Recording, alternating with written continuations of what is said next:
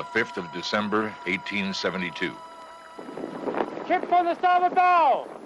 The captain of the brigantine Dei Gratia sights a ship in the Atlantic, 800 miles off the Portuguese coast. It appears to be unmanned and steering wild.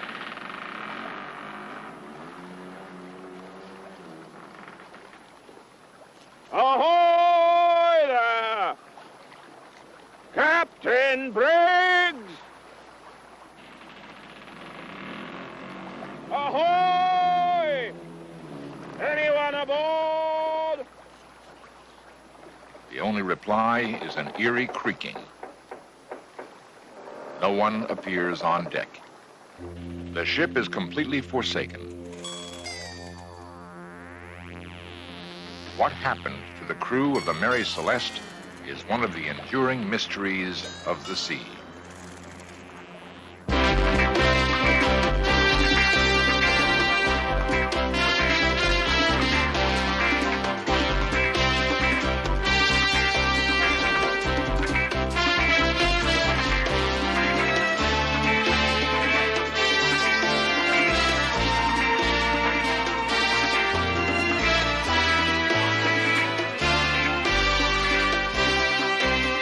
This series presents information based in part on theory and conjecture. The producer's purpose is to suggest some possible explanations, but not necessarily the only ones, to the mysteries we will examine. We represent the government of the United States of America. We have permission from your government to board your vessel. Today, Coast Guardsmen are accustomed to finding abandoned vessels. Stand by and prepare to be boarded. The first boarding is tense and dangerous. Nosotros tenemos el permiso de su gobierno a abordar su barco.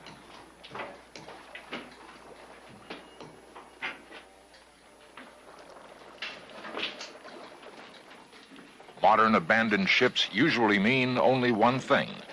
They're being used for illegal drug traffic. In the days of the great sailing vessels, however, derelict ships were not so easily explained, and no abandoned vessel has remained as mysterious as the Mary Celeste. Theories abound as to why the Mary Celeste was abandoned. It might have been the result of a prearranged salvage fraud, pirates, mutiny, a burst of deadly marine gas, or even a homicidal maniac, killing the rest of the crew one by one, dumping their bodies, and then committing suicide. To try to unravel the web of intrigue surrounding the Mary Celeste, we must examine a reenactment of that fateful voyage in the winter of 1872.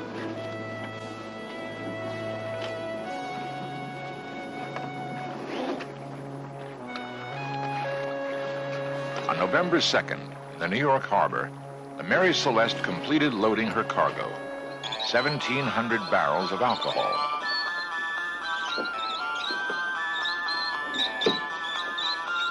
During the loading, 2 of the kegs slipped, damaging the longboat so severely it was put ashore as useless. A replacement could not be found, but the Mary Celeste still carried her yawl on deck. If absolutely necessary, it could accommodate the entire ship's company.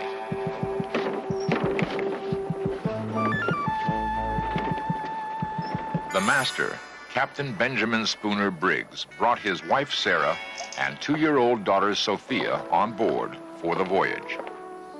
In his final letter to his mother, he wrote, "It seems real home-like since Sarah and Sophia got here, and we enjoy our little quarters.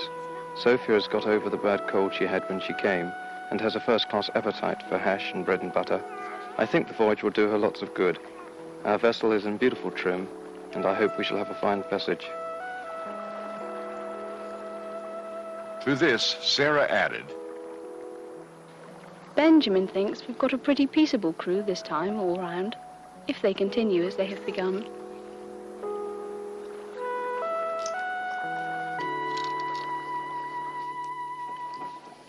The night before the Mary Celeste sailed, Captain Briggs dined with Captain David Reed Morehouse of the Dei Gratia. This makes a change in this day and age, really. The 2 ships were moored side by side at the dock. slipshod about it all. In light of subsequent events, this was a strange coincidence. The two men knew each other well. What did Captain Morehouse think of Briggs? Briggs was a teetotaler and a God-fearing man. He could be stern when occasion required it, and was not a man to be intimidated or imposed upon. But he was just and considerate towards the men serving under him, just as he was gentle and affectionate in his family relations. 1, 2, 3, 4. 2, 3, 4. On November 5th, 1872, the Mary Celeste set sail.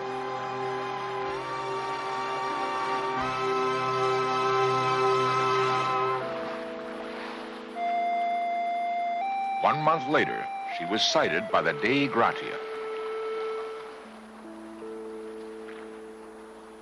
The Mary Celeste was drifting, unmanned, 800 miles off the Portuguese coast. She would be sailed by a skeleton crew from the Dei Gratia to Gibraltar, where the official inquiry was held. At the British Admiralty Court, the proceedings opened with Captain Morehouse's description of his first sighting of the Mary Celeste.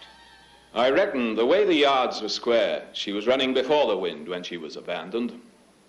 It's possible the storm that we met at 4 o'clock that morning might have sent her round had she also met it. First time I saw her, 2 o'clock afternoon, her head was westward. The jib was trimmed on the port side, although she was on a starboard tack. She was yawing, coming up to the wind then, falling off. I judged something was amiss. I thought I saw a flag of distress at her yard, but subsequently it turned out to be a flapping sail. By 3 o'clock, we were about 350 yards off. I hailed her, but got no reply, and I couldn't see anyone on deck. So I sent Mr. Devereux, my second mate, over to board her, and in due course he signaled me to come over myself.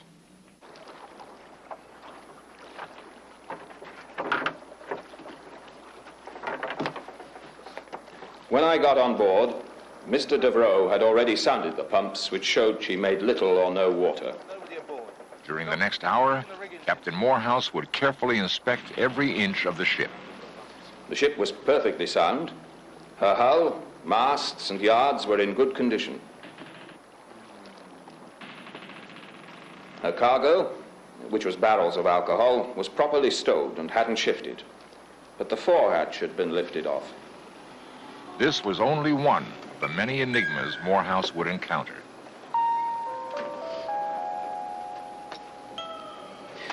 I came to the conclusion that she'd been left in a panic. The mainsail was lying loose, as if it had been run down. The lazarette hatch was also off, but there were plenty of provisions and water in there. Anybody below? The glass on the compass was smashed. Compass glass is smashed. Together, we searched the ship from stem to stern. At first, we were worried that she was a fever ship and the crew had died of cholera, but there wasn't a soul on board, nor were there any visible signs of there having been any trouble. In the forecastle, oilskins, boots, and pipes were scattered about as if abandoned in great haste, and among the dunnage were articles of value you might have supposed their owners would have taken if abandoning ship. In the galley, everything was in good order, as it would be between meals. There was no wine, beer, or spirits on board. A child's clothing and toys were strewn about. And on the table was a sewing machine with a baby's pinafore on it and a number of small items lying on the table alongside.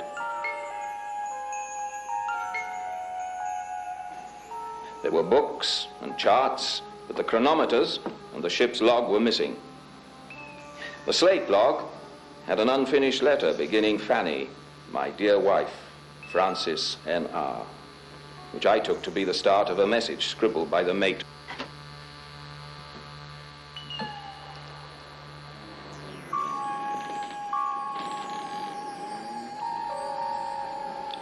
The ship's boat was missing. You could see where the boat had been lashed across the main hatch, but that was not the right place for her. There were no signs of any tackle to launch her, but we usually launched our boat from the rail with only a tow rope to secure her. I saw no remains of painter or boat's rope fastened to the rail. Captain Morehouse's observations were detailed, but they raised more questions than they answered.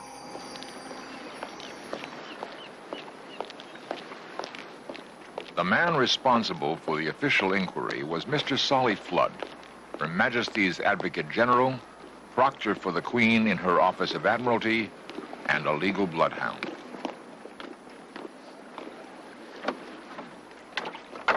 A new age of belief in science, invention, and technology was dawning. The ability to seek and find cold, hard evidence in order to solve any mystery was reaching a golden era. Was there any evidence to indicate foul play? The only facts available so far, a ship in good order, yet abandoned in a hurry. The investigation about to take place in Gibraltar would propel the Mary Celeste to her place as the most infamous abandoned ship in the history of the sea.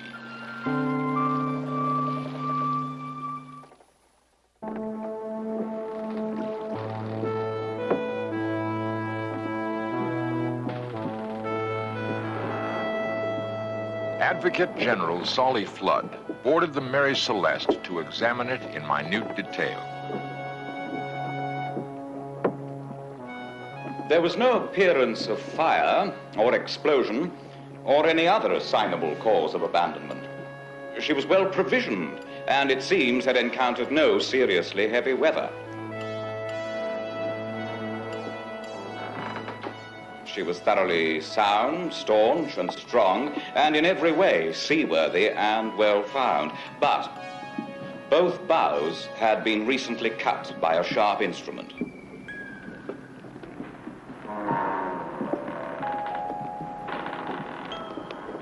On the starboard topgallant rail, there were marks apparently of blood and a mark of a blow, apparently by a sharp axe.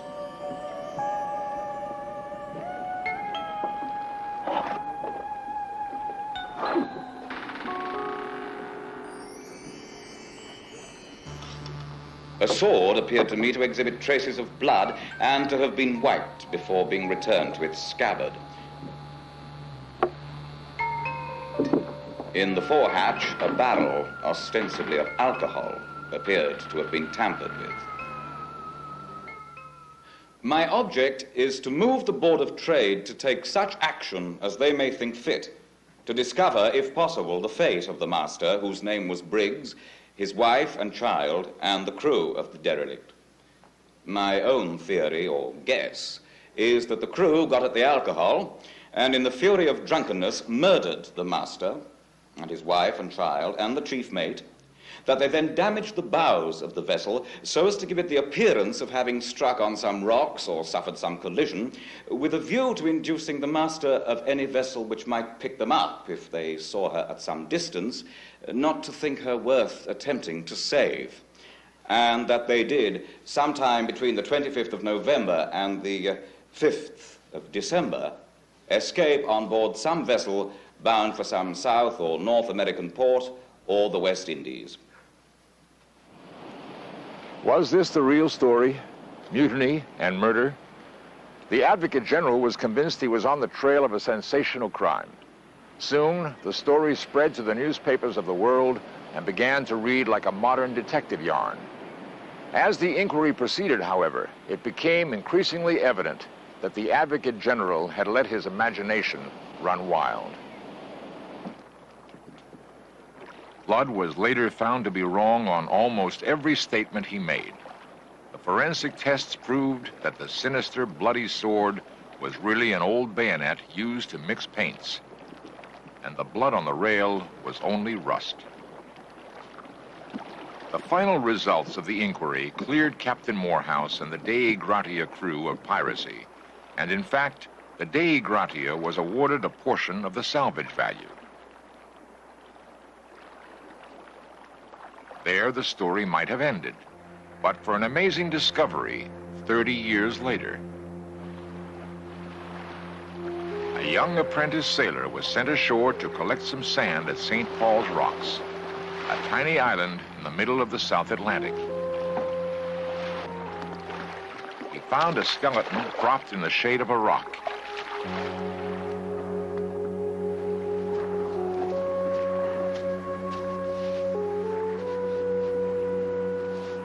And beside it, a bottle stuffed with a soiled and faded letter.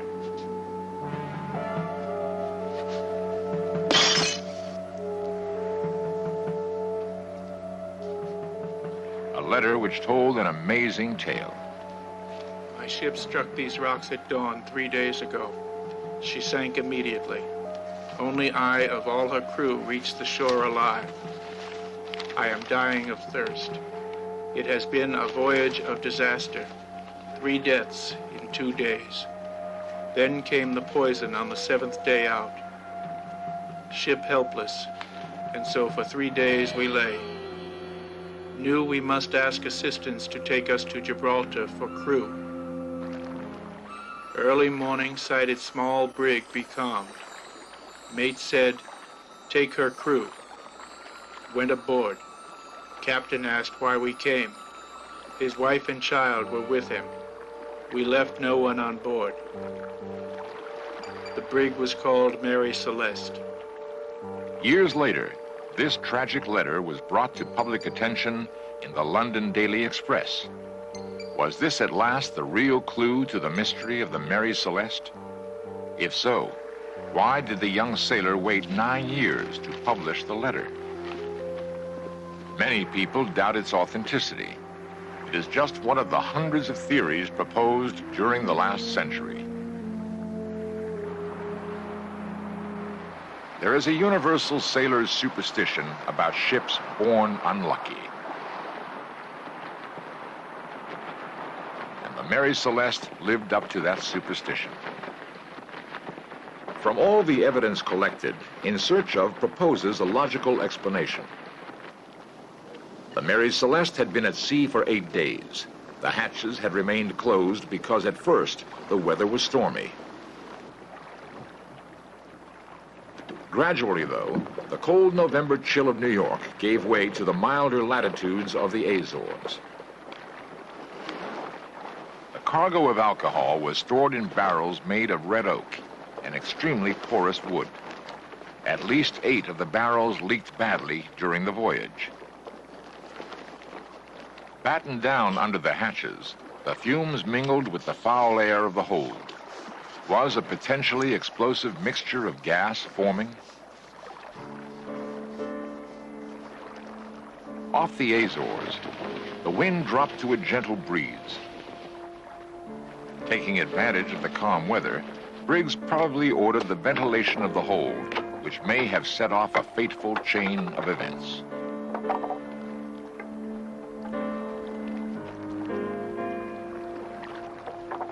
An upward rush of fumes, perhaps even an explosion. Then, steam, looking like smoke, poured out of the hatch. Abandon ship! Some of the men began to take in sail. Convinced that the ship was about to blow up, Briggs ordered the boat lowered. A sailor broke out a coil of rope as a tow line from the lazarette. Someone grabbed some tins of preserved meat. Briggs snatched up his chronometer and any of the ship's papers he could quickly lay his hands on. Feeling certain that time was of the essence, he urgently herded his family and crew to the yawl.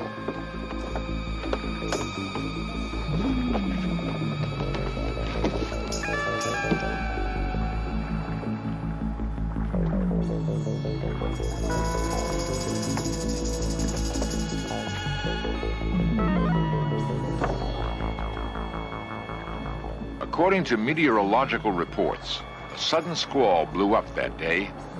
Under the impact of a violent gust, the vessel may have lunged forward with a suddenness and force which broke the improvised tow line. They may have tried to row after the Mary Celeste, or they may have turned toward the island of Santa Maria, a jagged, inhospitable coastline where a small boat and her occupants would easily be smashed to pieces in the surf.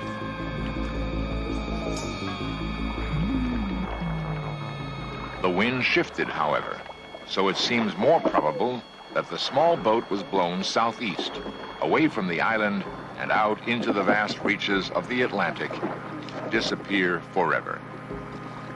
When the Mary Celeste was found on December 5th, the last entry on her log slate was for the morning of November 25th, 11 days earlier.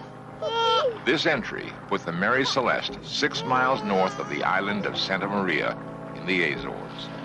With the set of her sails, and with no one at her helm, her natural course would be roughly at right angles to the wind. This presumably was how, over the 10 days, she covered the 750 miles between the last entry in the log and the position where she was first sighted by the Dei Grati. What has been reenacted seems to be the most likely explanation. But whatever the cause of the panic, Captain Morehouse was certain of one thing. Captain Briggs bore the highest character for seamanship and correctness, and would not, I think, desert his ship except to save his life. The Mary Celeste became a marked ship. Sailors being superstitious, no one wanted to own her, sail her, or have anything to do with her. She was sold and resold rapidly at well below her commercial value. 13 years after the events we have described, she was deliberately wrecked by her owners in a failed insurance fraud scheme. On Rochelle's Reef off Haiti, she quickly broke up. And today, there is no more trace of her than there is of Captain Briggs and his crew of that fateful voyage of 1872.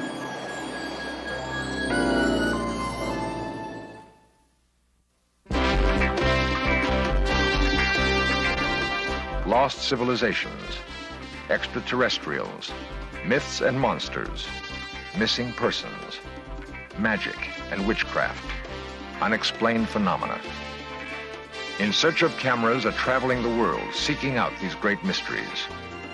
This program was the result of the work of scientists, researchers, and a group of highly skilled technicians.